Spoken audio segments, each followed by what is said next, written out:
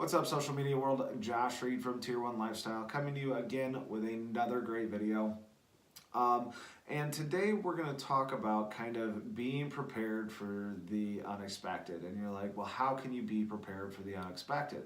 Well, it's pretty easy. If you take your weekend and you go out and you party and you lose your days because of your hangover, you're not really setting yourself up for success throughout the week.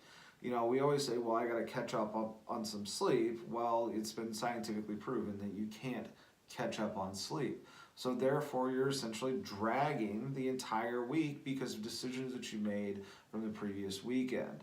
That is just one part of being prepared. The other part of being prepared is not only with your mental clarity and making sure you're doing the right things, but if you know that there are certain things that you have to accomplish each day throughout your week, you want to go over them and make sure that you're absolutely ready for them. And the nice thing about doing that is it sets you up for success. And if there is a hiccup in one of those situations, that's the only thing you have to worry about. You're prepared for the rest of it, and hiccups are going to happen. But it allows you to be able to take it on with a more clear mind.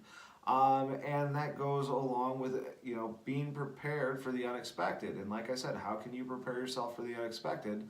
It's very easy. You prepare yourself for everything that you do know about.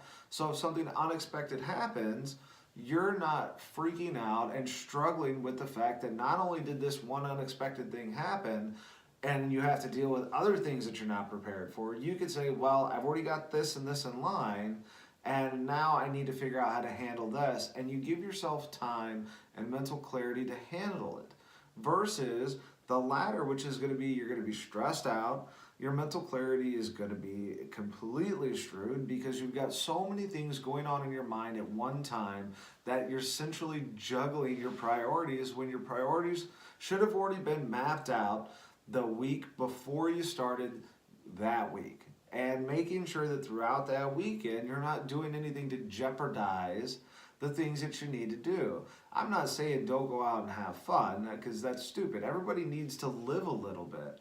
But if you have a hard week coming up, is it going to be easier to handle it with good rest and preparing yourself throughout the weekend, or is it going to be easier to handle it when you're hungover, you didn't really look it over that weekend, and now you're going to try to battle through it because that's what we do? Sometimes you hear people say, well, I work better when I'm hungover, and that's bullshit. And the reason for that is because in their minds they're saying, well, I did the party hard, now I have, I play hard, so I work hard, so it all works out in the end. And that's not true. It doesn't work that way. You're only going to be as capable as you allow yourself to be, and how you set yourself up for that is going to depend on how much success you have throughout the next day or the next week. It's very important to be prepared, and we always take that for granted. But I can tell you this: if you're prepared, you've done it the right way, and you go into the week with a clear mind and know that you've already done the thing that needed to be done on Friday, your stress level through the week is going to be minimal, if any at all. The only thing you're going to stress about is about, like I said, the unexpected. But even in that sense, you've already set yourself up to give yourself time to handle those unexpected situations. You've already given yourself the ability to take on unexpected situations. And that's the greatest thing about being prepared. Everyone wants to talk about Sunday Fun Day. And if you don't have anything to do the next week, or you're just kind of blowing through life, great, go have Sunday Fun Day. As I've mentioned before, there's nothing wrong with taking some time, but you use a schedule to do that, and you understand that you get things lined out before you take that break.